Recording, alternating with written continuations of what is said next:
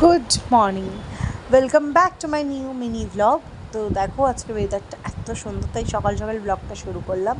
তো চা করছিলাম, ভাবলাম যে ব্রেকফাস্ট কী করব, তাই নিজের স্টাইলে একটু স্যান্ডউইচ বানাচ্ছিলাম। ঘরে কিছু লেফট ওভার চিকেন ছিল আর ব্রেড ছিল।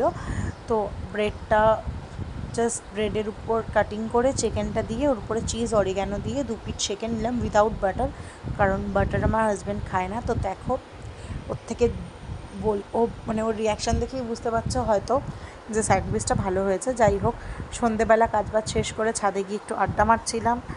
তো আমি আমার মেয়ে আড্ডা মেরে ঘরে এলাম। ঘরে এসে একটু কোল্ড কফি বানালাম।